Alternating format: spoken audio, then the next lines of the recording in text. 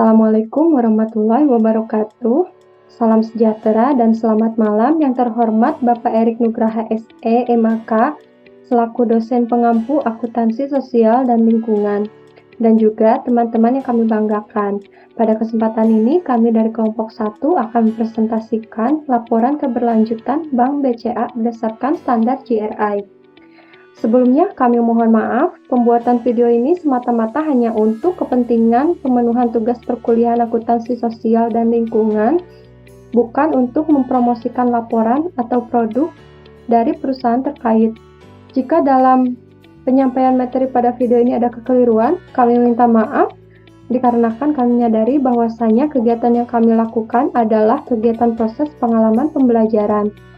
Pertama-tama, saya akan perkenalkan anggota dari kelompok 1, diantaranya ada Agnia Rusyida, Vina Indrayanti Narendra, kemudian Goparudin, Nur Hafid, dan saya sendiri Sani Latifah.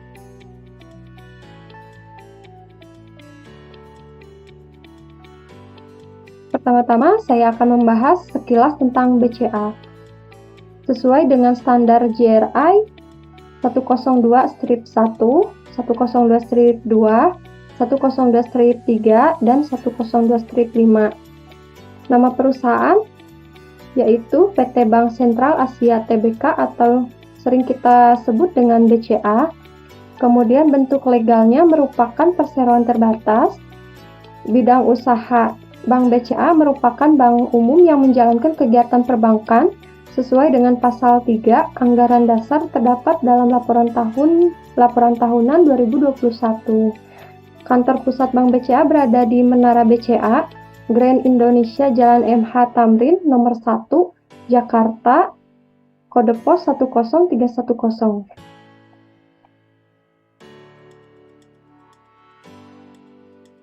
Selanjutnya, persentase kepemilikan saham. Sesuai dengan standar GRI 102-5, Bank BCA merupakan perusahaan publik dengan persentase kepemilikan saham sebesar 54,94% dimiliki oleh PT Dwi Muria Investama Andalan dan sisanya 45,06% dimiliki oleh masyarakat. Lalu skala perusahaan sesuai dengan standar GRI 102-4, 102-7, dan 102-10. Dari gambar tersebut dapat kita lihat bahwa total karyawan Bank BCA mengalami penurunan dari tahun ke tahunnya. Sebaliknya, total rekening nasabah Bank BCA mengalami kenaikan di setiap tahunnya. Kemudian jumlah ATM yang tersebar di Indonesia mengalami penurunan di tahun 2020 dengan jumlah ATM 17.623 ATM dan mengalami peningkatan pesat sebanyak 18.033 ATM di tahun 2021. Kemudian sedangkan total kantor cabang yang dimiliki Bank BCA berkurang sebanyak 8 kantor cabang di tahun 2020 dan berkurang lagi 2 kantor cabang di tahun 2021. Lanjut, skala perusahaan berdasarkan laporan keuangan Bank BCA dapat kita lihat total aset, utang, modal, dan pendapatan operasional dari tahun 2019 sampai 2021 ini bersamaan mengalami kenaikan yang cukup signifikan selama 3 tahun terakhir. Lalu skala perusahaan berdasarkan produk dan layanan Bank BCA. Bank BCA memiliki produk dan layanan berupa giro, tabungan, deposito, dan kredit bruto. Produk yang dimiliki Bank BCA mengalami kenaikan setiap tahunnya, kecuali produk kredit bruto, yang mengalami penurunan di tahun 2020 dengan jumlah 574,6 triliun dan mengalami peningkatan pesat di tahun 2021 sebanyak 622 triliun, yang mana lebih banyak dari tahun 2019. Selanjutnya, tata nilai sesuai dengan standar GRI 102-16,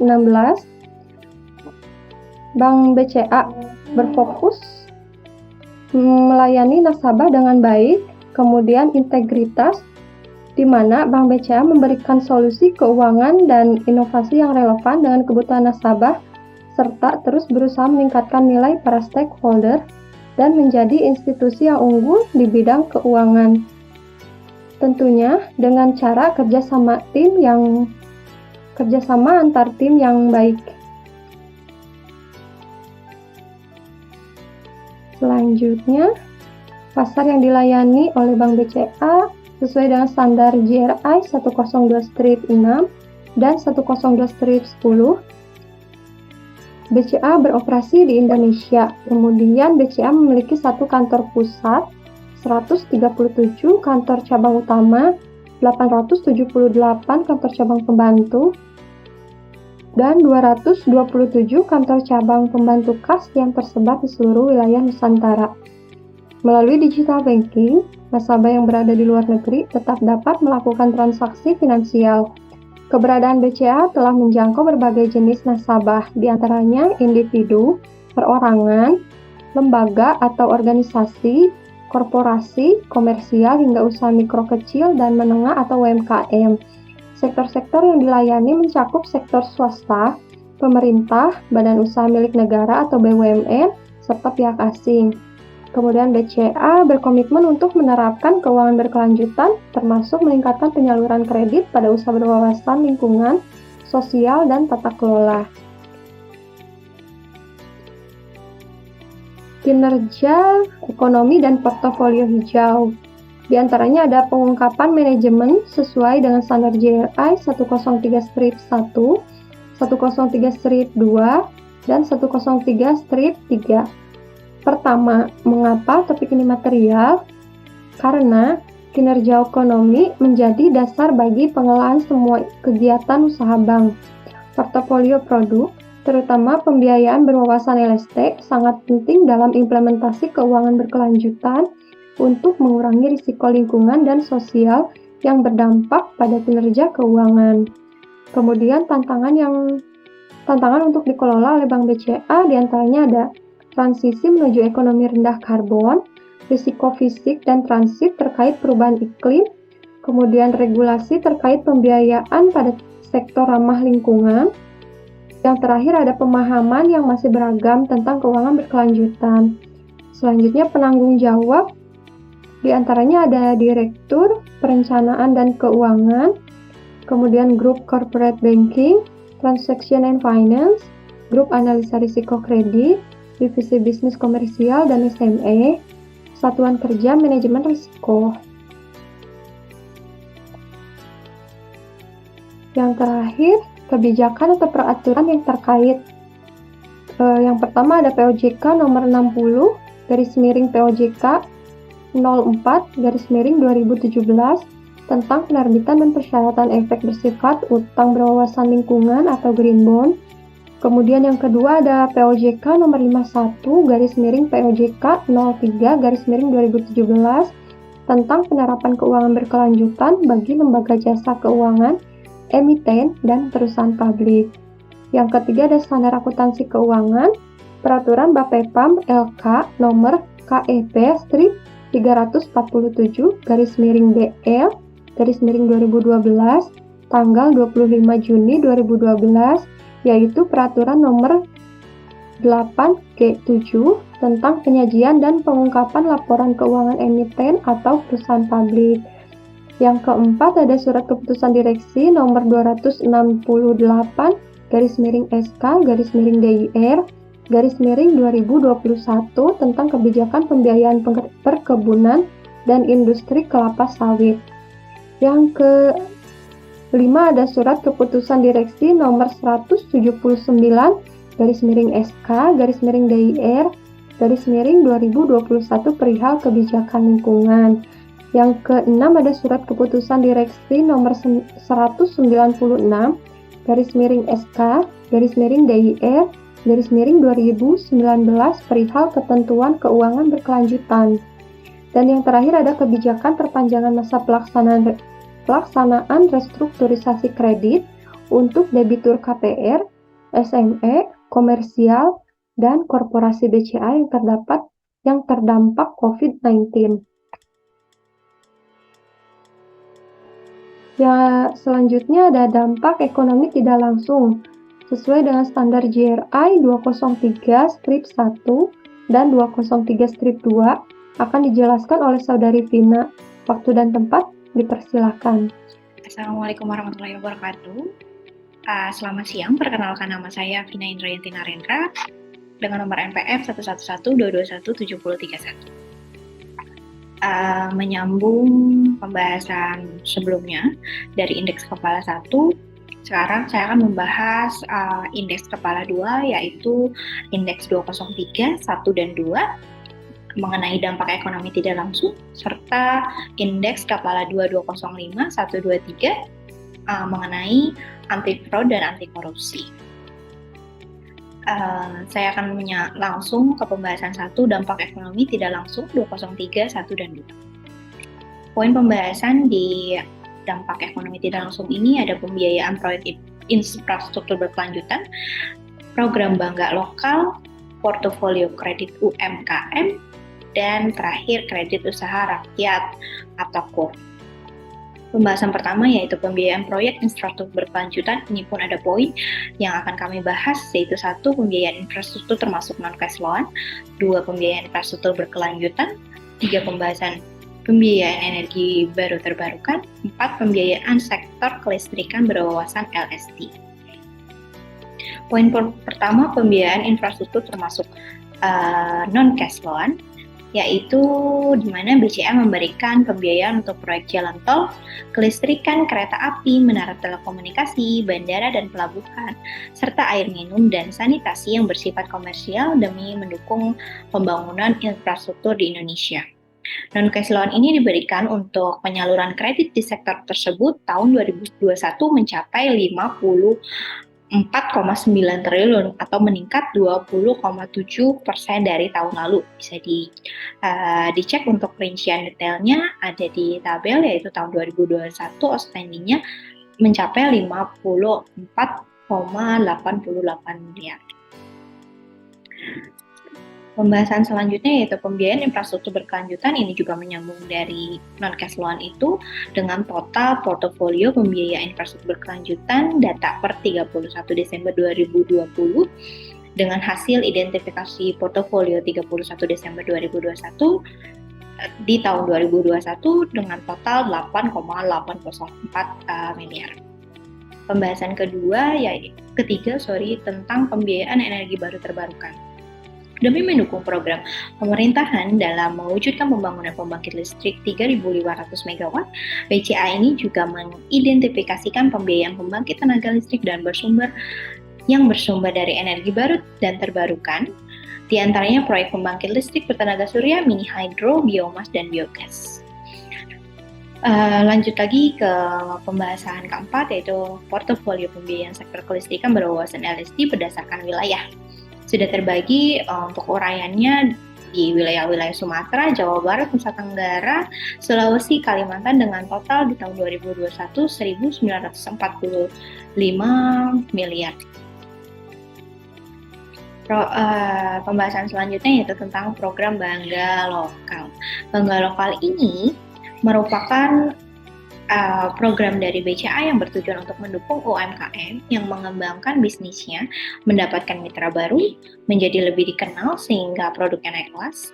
Lalu program ini juga membantu UMKM yang terpilih dan terseleksi, dibantu untuk promosinya, marketingnya, lalu memberikan edukasi dan bahkan kesempatan untuk mendapatkan biaya untuk modal kerja. Per Desember 2021, terdapat 745 UMKM yang tergabung di program Bangga Lokal ini, dan program ini juga berhasil mendapatkan penghargaan pada kategori Best Champion for Driving Positive Change in Society yang diselenggarakan oleh Twitter. Dari hasil program ini juga ada surveinya dengan hasil di mana 56,1% peserta merasakan kemanfaatan program Bangga Lokal. 88% UMKM merasa dampak melalui promosi Bangga Lokal ini di media sosial. Lalu 88,5% setuju bahwa kegiatan perlu dilanjutkan. Maksudnya kegiatan program Bangga Lokal ini tidak berhenti atau sekali saja, tapi dilanjutkan untuk diadakan adakan lagi selanjutnya gitu. Lalu poin pembahasan dari dampak ekonomi tidak langsung ini juga ada program portofolio kredit usaha mikro kecil dan menengah atau UMKM. Di tahun 2021 BCA menyalurkan kredit di sektor UMKM sebesar 88,2 triliun atau 14,2% dari total kredit yang disalurkan. Produk kredit UMKM berbasis LST dan acara UMKM Fest. Dari produk kredit UMKM berbasis LST ini, BCA mendukung program khususnya kredit UMKM dengan memberikan bunga lebih ringan untuk mendukung lingkungan sosial dan tata kelola. Memberi bunga lebih ringan portofolio program kredit UMKM berbasis LST ini yang telah disalurkan mencapai 2,13 miliar kepada debitur yang bergerak dalam bidang usaha pengelolaan limbah. Lalu ada acara UMKM Fest. Apa sih itu UMKM Fest? Yaitu acara ini dibuat pada masa pandemi COVID-19 untuk mendukung UMKM dengan mengadakan UMKM Fest yang bertujuan acara itu menjadi mediator antara pelaku UMKM dengan pebisnis lainnya untuk meningkatkan penjualannya. Acara itu diikuti oleh lebih dari 1.700 penjual di seluruh Indonesia yang seluruhnya merupakan nasabah BCA. Program ini berhasil menjual secara daring lebih dari 18.000 jenis produk secara retail. Selain itu terjadi business matching yang telah diikuti oleh 76 penjual dengan mempertemukan sebanyak 64 kali pertemuan antara penjual dengan pembeli luar negeri yang difasilitasi oleh BCA. Dengan demikian, BCA secara langsung memberikan dampak ekonomi positif kepada UMKM. Lalu poin terakhir yaitu tentang kredit usaha rakyat atau KUR. Kredit usaha rakyat, KUR juga menjadi bagian dari sektor UMKM. Dibandingkan tahun lalu, KUR ini naik 55%. 55,5% dengan sebesar 206,4 miliar. Kerajinan tangan, produk olahan, hasil bumi, peternakan, dan pembibitan merupakan produk kerajinan jenis usaha rakyat yang mendapatkan KUR. Dengan penyalurannya dibagi yaitu mikro dan retail dengan jumlah totalnya itu 1,527.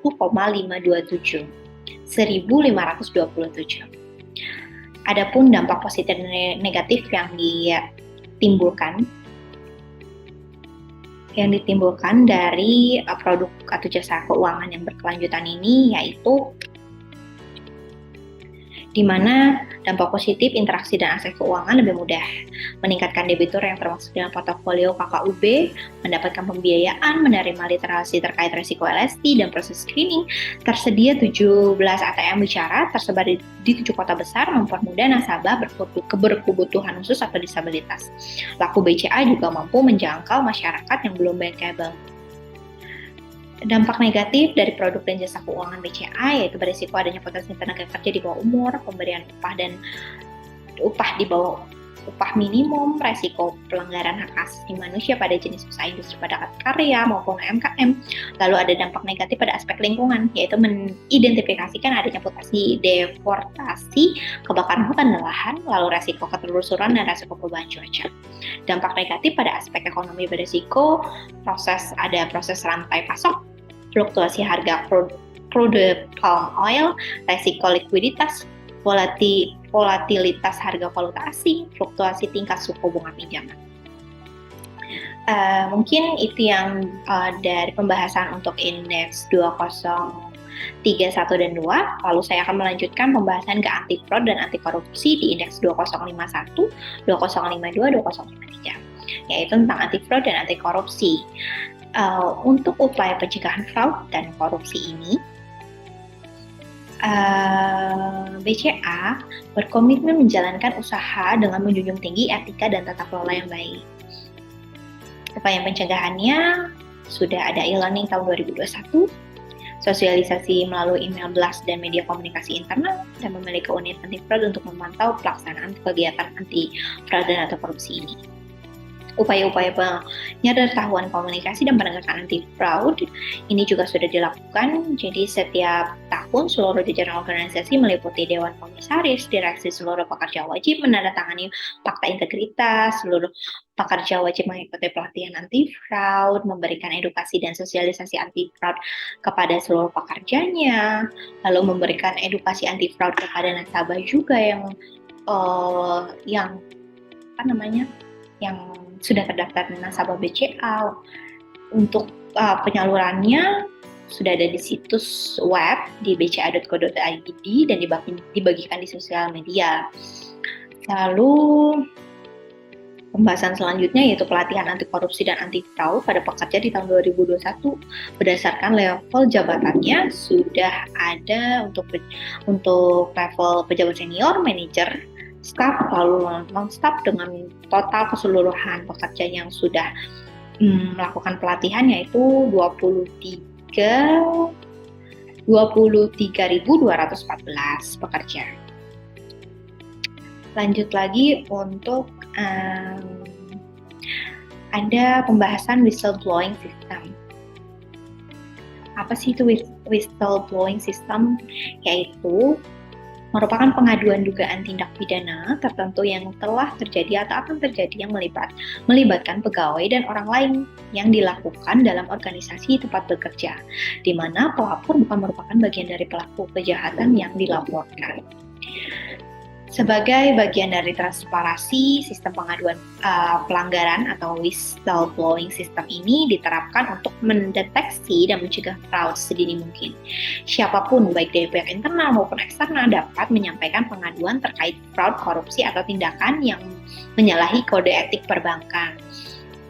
Dalam menyampaikan pengaduan melalui situs web bca.co.id dengan menyertakan data atau informasi yang jelas sesuai dengan prinsip 4W dan 1H, yaitu what, who, when, where, and how, yang secara otomatis laporannya akan diterima langsung oleh pengelola whistleblowing system untuk divalidasi. BCA juga menjaga kerahasiaan identitas para pelapornya.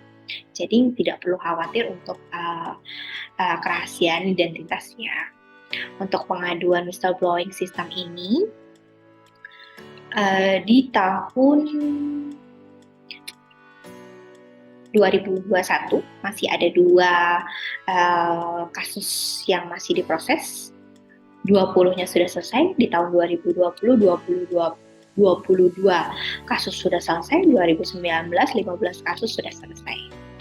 Tidak ada kasus yang masih diproses untuk tahun-tahun sebelumnya ya. Jadi masih ada di tahun 2021 itu hanya dua kasus yang masih diproses. Lalu pembahasan terakhir itu anti pencucian uang dan pencegahan pendanaan terorisme atau APU-PPPT. BCA membangun kesadaran kepada seluruh pekerja untuk meningkatkan kewaspadaan terhadap praktik pencucian uang dan pendanaan terorisme. Untuk itu kami menjalankan APU-PPT bagi seluruh transaksi yang bernilai besar maupun mencurigakan. Informasi lebih lengkap terkait APU-PPT dapat diakses melalui webnya BCA, nanti /tentang BCA, tata kelola informasi lain, lalu bisa langsung ke APU-PPT. Jadi 100% pekerja telah sudah mendapatkan sosialisasi terkait APU-PPT ini melalui email blast dan media komunikasi internal lainnya. Pelatihannya juga BCA ini di tahun 2021 sudah mencapai level jabatan pejabat senior, manajer, staf, non-staf itu sampai dengan jumlah pegawai 21.663 pekerja yang sudah melakukan pelatihan. BCA mempunyai misi menerapkan operasi yang adil. Apa saja itu yang disebut adil sih ya. Jadi kami menegakkan anti korupsi, pengendalian gratifikasi, dan anti fraud di lingkungan kerja. Kami tidak terlibat dalam politik maupun kebijakan pemerintah. Kami juga menerapkan praktik usaha yang adil dan tidak monopoli.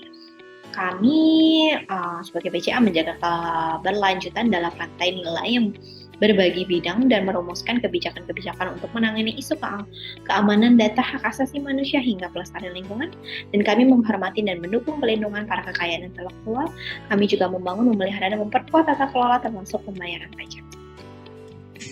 Assalamualaikum warahmatullahi wabarakatuh. Perkenalkan, nama saya Agnia Rusida dengan NPM 11122217032. Di sini saya akan membahas dua topik, yaitu energi dan emisi. Untuk energi dengan indikator 302-1, 302-3. Mengelola energi dan mengurangi jejak karbon.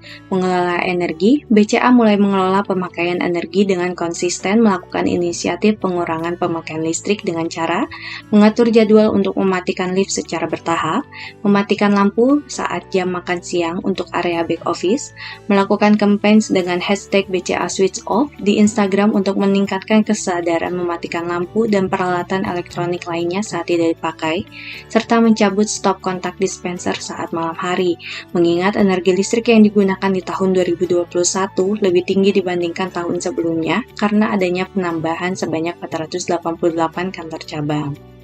Di sini ada tabel pemakaian dan intensitas energi listrik dengan indikator 302-1, 302-3, tabel intensitas energi listrik berdasarkan luas ruangan.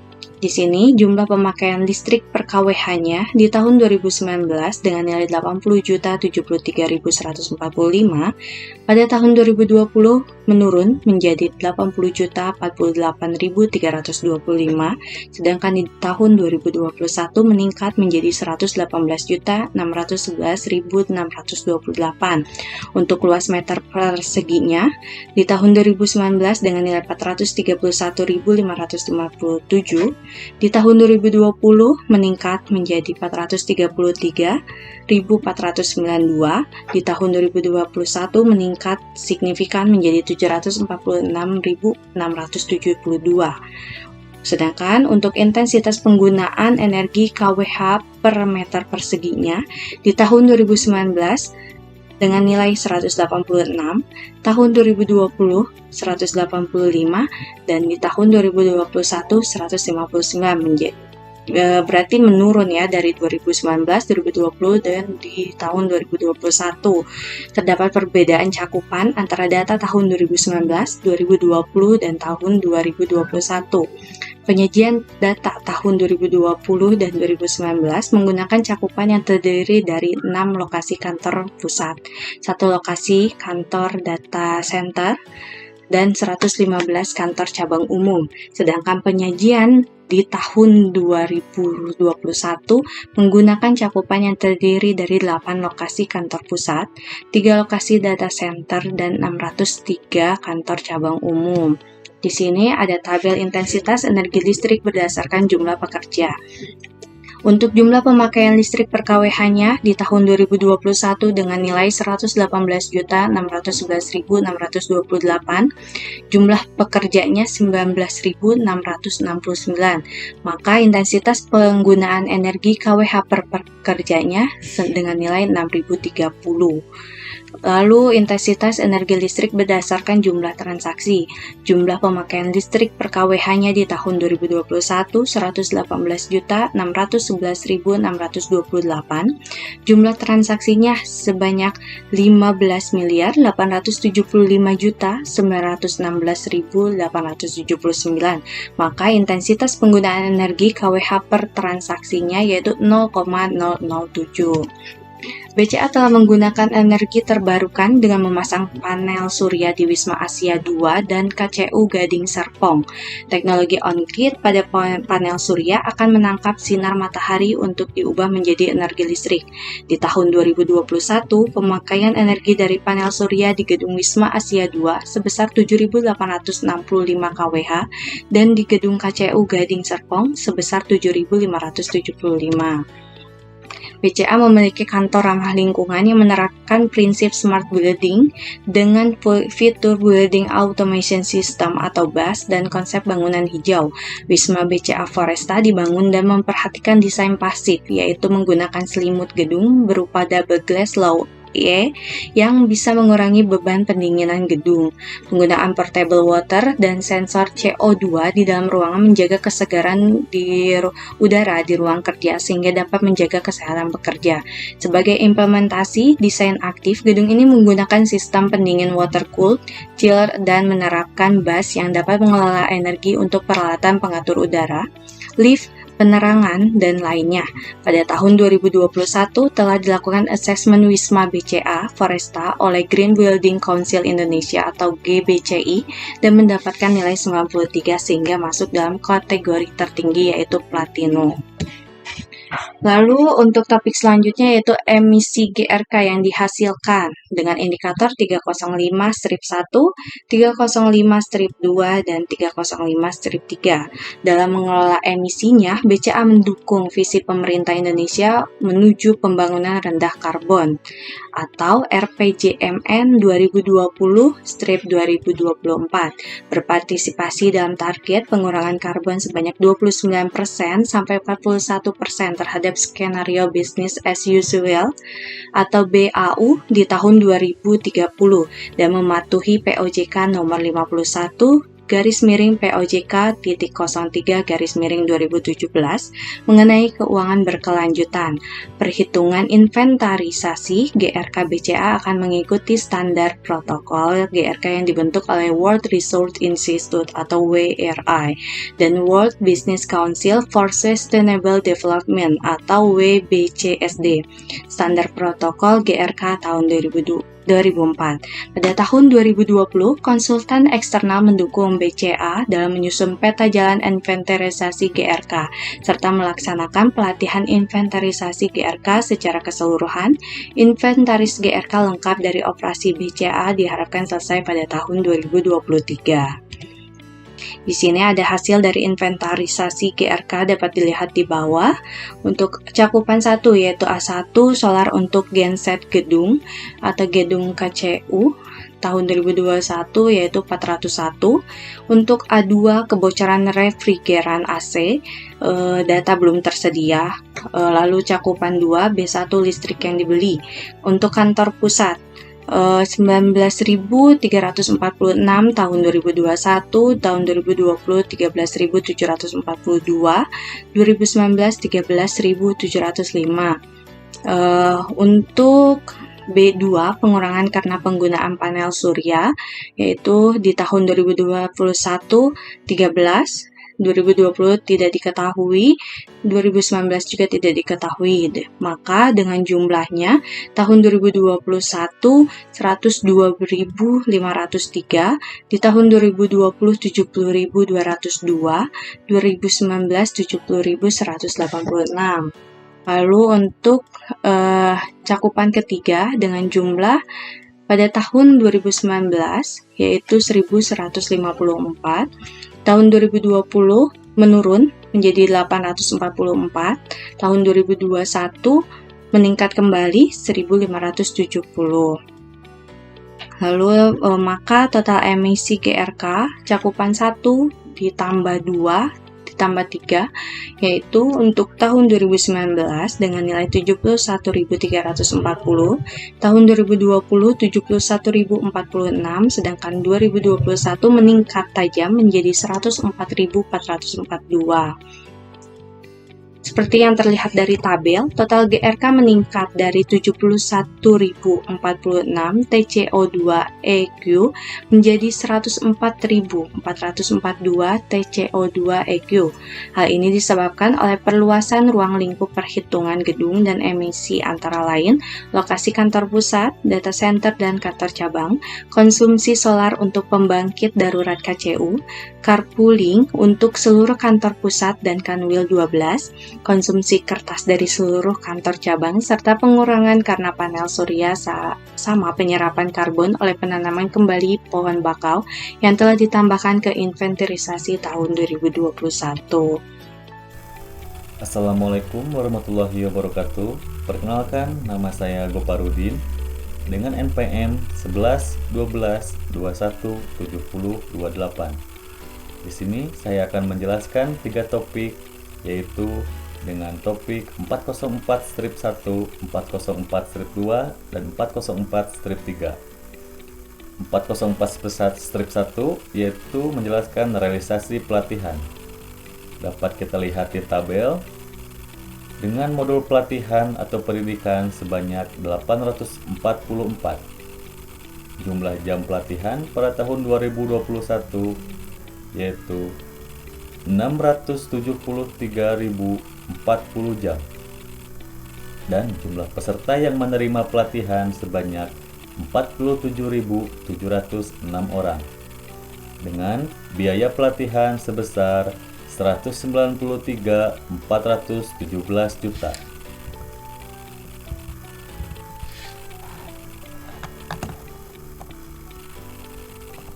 Berikutnya, dengan kode 404-2 pelatihan bagi pekerja yang memasuki masa purna bakti, BCA menyelenggarakan program persiapan bagi pekerja yang memasuki usia pensiun, yaitu melalui pelatihan yang berkaitan dengan kesehatan, manajemen keuangan, pelatihan keterampilan, dan lain-lain. Program pelatihan untuk mereka terbagi dalam 2 tahap, yakni program Ring the Bell yang diperuntukkan bagi pekerja berusia 50 tahun, dan yang kedua, program Beautiful Life untuk pekerja berusia 54 tahun.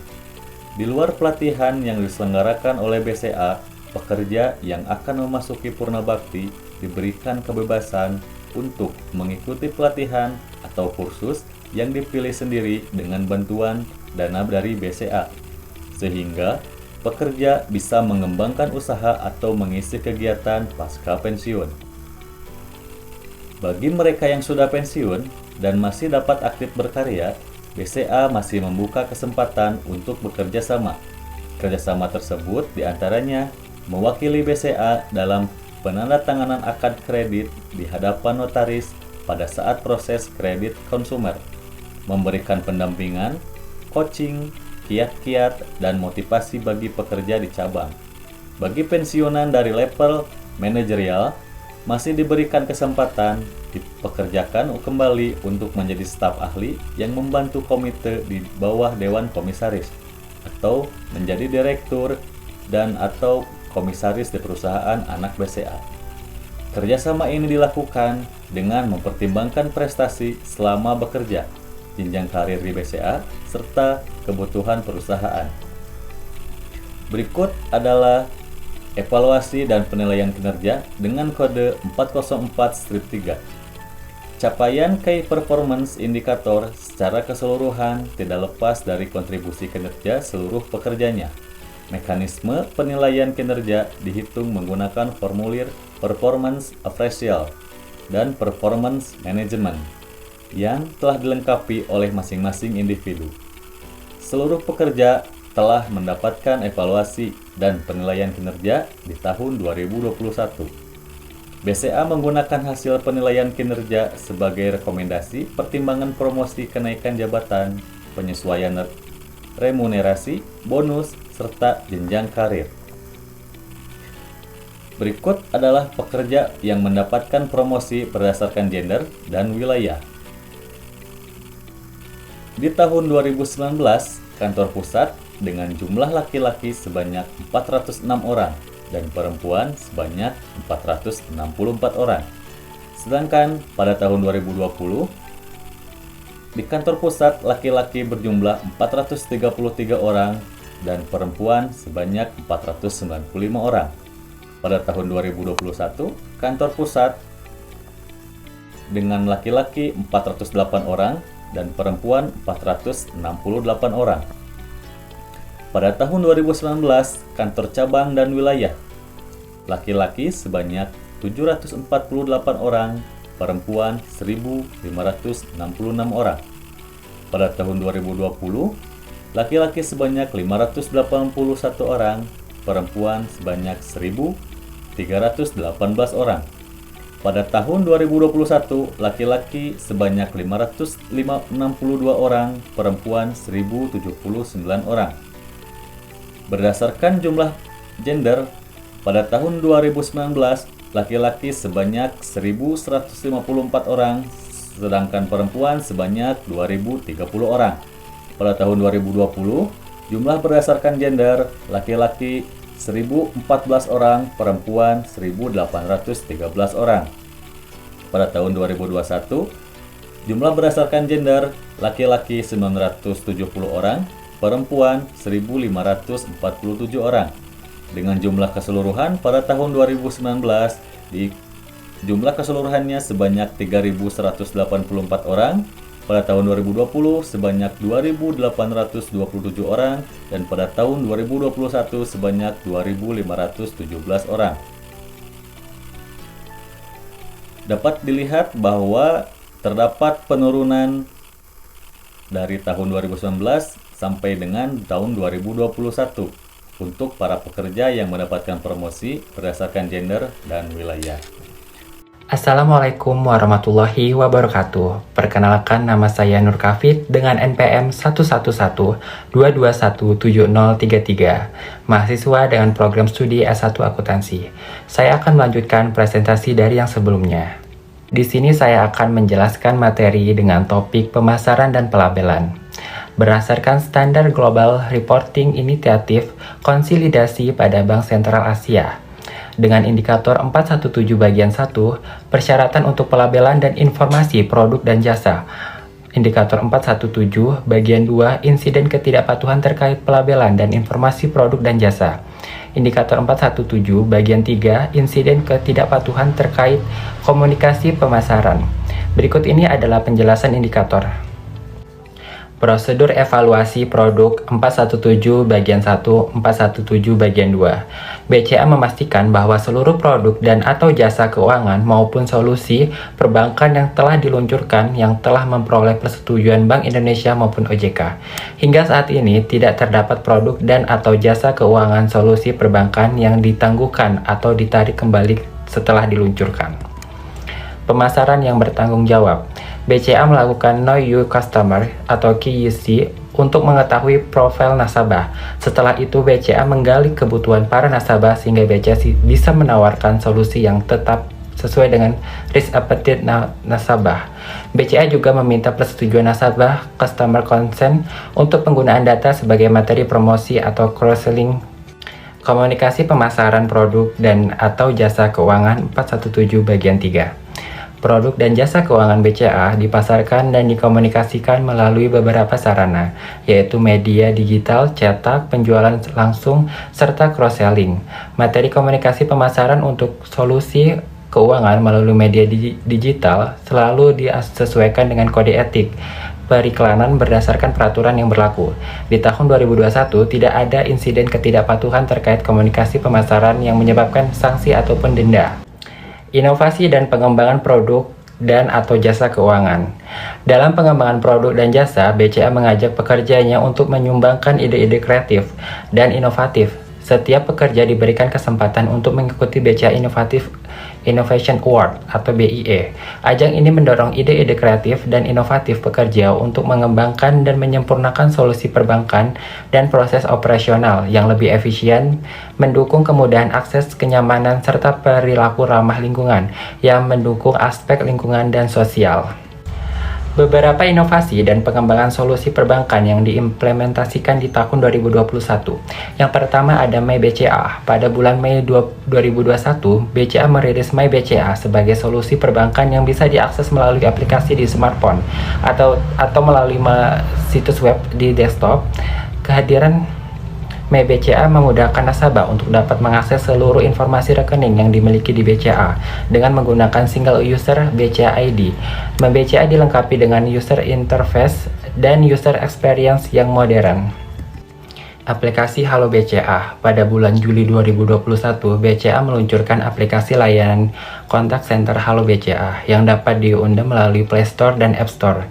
Aplikasi Halo BCA telah menggabungkan seluruh channel kontak center yang dapat diakses 24 jam. Aplikasi Merchant BCA merupakan mobile application yang digunakan sebagai sarana pengajuan kerjasama untuk menjadi merchant BCA serta memberikan akses terkait berbagai informasi dan layanan untuk merchant. Aplikasi ini dilengkapi dengan merchant card dan merchant report. Fitur Lifestyle pada mobile BCA. Fitur Lifestyle merupakan fitur pada BCA Mobile yang mampu memfasilitasi nasabah dalam melakukan pembelian dan pembayaran barang dan atau jasa seperti voucher game, tiket transportasi, dan akomodasi. Outward Remittance di Klik BCA Individu. Untuk meningkatkan layanan kepada nasabah pengguna Klik BCA Individu, maka dikembangkan layanan Outward Remittance di Klik BCA Individu. Yang terakhir ada konversi cicilan kartu kredit pada BCA Mobile. Untuk meningkatkan layanan kepada pemegang kartu kredit BCA, maka dilakukan pengembangan pengajuan konversi cicilan dan informasi kartu kredit BCA pada BCA Mobile. Terima kasih. Demikian presentasi dari kelompok 1. Semoga apa yang kami sampaikan dapat bermanfaat untuk kita semua. Jika ada kekurangan mohon dimaafkan. Wabillahi taufik wal hidayah. Wassalamualaikum warahmatullahi wabarakatuh.